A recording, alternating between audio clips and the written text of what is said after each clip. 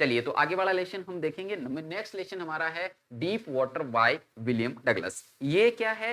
ये एक व्यक्ति के चेंज होने की कहानी है। ये विलियम डगलस की खुद की ऑटोबायोग्राफी है, जिसमें विलियम डगलस बताते हैं कि किस प्रकार मुझे बचपन में जो है वो पानी में डूबने की वजह से पानी का अंदर डर बैठ गया था, और कैसे मैं एक डिटर्मिनेशन के साथ में उस डर से विजय प्राप्त कर लेता हूं, उस डर के ऊपर जीत हासिल कर लेता हूं। चलिए इंट्रोडक्शन हमने देख लिया है। Early fear of water, mothers warnings.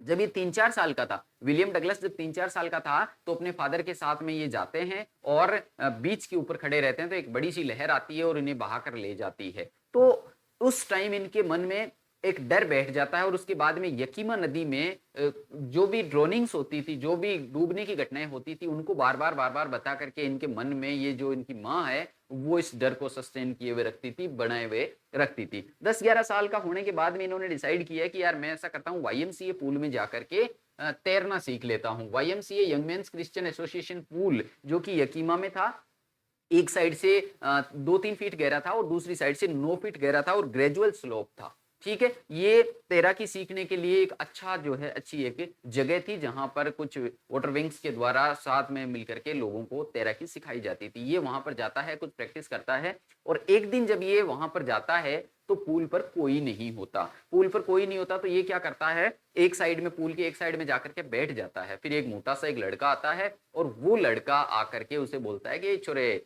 चल तेरे को मैं बतख बनाता हूं, और इसे उठा करके उकड़ू बैठे हुए उकड़ू पानी में फेंक देता है। कौन से एंड पे? 9 फीट वाले पे, है ना। तो ये थी मिस एडवेंचर। मिस एडवेंचर के बाद में ये जब डूब रहा होता है तो ये प्लान बनाता है ना, 3 प्लान बनाता है। पहली बार जब ये जा रहा होता है तो कह रहा है कि मुझे ऐसा लग रहा था जैसे ये 9 फीट नहीं 90 फीट से ही ज्यादा हो, है ना। ये 9 फीट मुझे 90 फीट जैसे लग रहे थे, और प्लान बनाता है कि जब मैं जाऊंगा और टाइल्स को टच करूंगा तो वहां से जंप करूंगा, and I will lie flat on the surface of the water and paddle to the edge of the pool. यानी कि मैं सरफेस पे आ जाऊंगा, लाई कर जाऊंगा, वहां पर सो जाऊंगा सरफेस के ऊपर, और पेडल करके, पैरों से पेडल करके मैं किनारे तक चला जाऊंगा और बच जाऊंगा। लेकिन ये जब पहुंचता है तो एक तो धीरे धीरे पहुंचता है, और दूसरा जंप भी करता है और बाहर भी आता है, बट नाक तक ही ये बाहर आता है। इससे बाद में इतने से ज्यादा बाहर नहीं आता, और वापस इसकी जर्नी, सेकंड जर्नी शुरू हो जाती है। सेकंड टाइम भी यही प्लान बनाता है, लेकिन वापस वो यहीं तक आता है, पूरा ये बाहर नहीं आ पाता, और तीसरी बार इसकी जर्नी शुरू हो जाती है। अब इसका शरीर जो है उसने जवाब दे दिया है, काम करना बंद कर दिया है। ये चिल्लाने की कोशिश करता है, लेकिन इसकी चिल्लाहट जो है, अंदर ही ये स्क्रीम जो है वो चौक हो जाती है, इसके हाथ पैर जमने शुरू हो जाते हैं, सब कुछ काम करना बंद कर देता है। पानी स्वेलो कर लेता है, ये कुछ पकड़ने की कोशिश करता है, लेकिन पानी के अलावा कुछ हाथ में नहीं आता, और एट लास्ट इसका जो है वो सब कुछ से बॉडी काम करना बंद करने के बाद में ये एकदम ब्लैकआउट हो जाता है। ये कहता है कि I cross to the oblivion and everything was blacked out, यानी सब कुछ ब्लैक हो गया था और मुझे शांति महसूस हो रही थी। ये कह रहा है ऐसा लग रहा था जैसे कि मैं अपनी माँ की गोद में सो रहा हूं।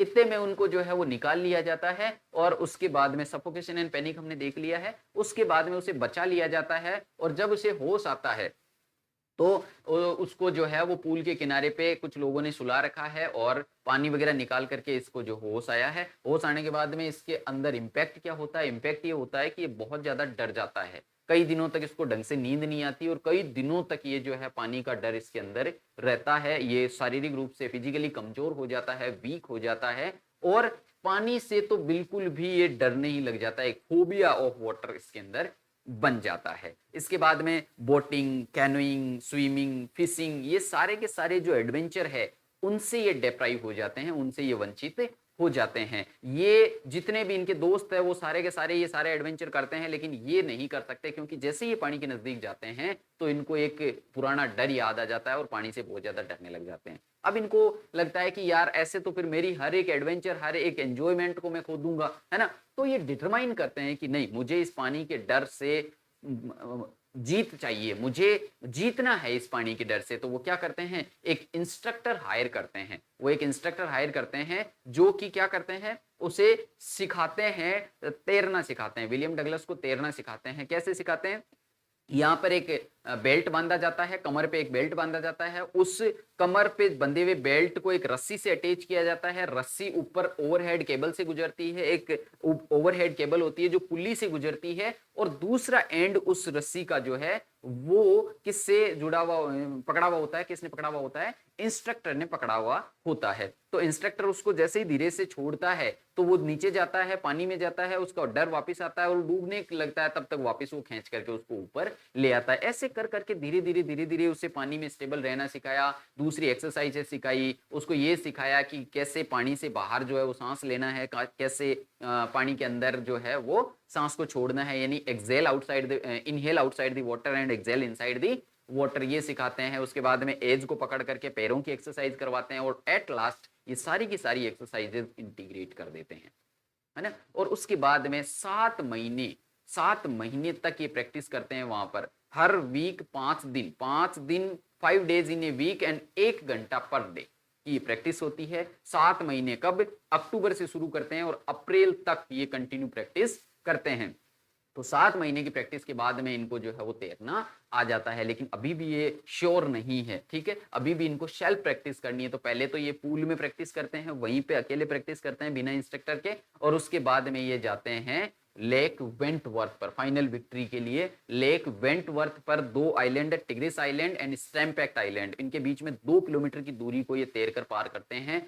फिर भी ये नहीं मानते तो ये क्या करते हैं, वॉर्म लेक पे जाते हैं, टाइटन नदी के पास से होते हुए हाई कॉनरेड मीडोज, कॉनरेड घास के मैदान जो है वहां पर ये जाते हैं, वहां पर कैंपिंग करते हैं, रात को जाते हैं और अर्ली इन द मॉर्निंग जो है वो वॉर्म लेक में जंप कर देते हैं। और वॉर्म लेक में जंप करने के बाद में ये जोर से, वहां जब तैराकी हो जाती है इनकी पूरी, तो ये जोर से आवाज लगाते हैं कि यहाँ अब मैंने जो है वो इस डर को जीत लिया है, ठीक है।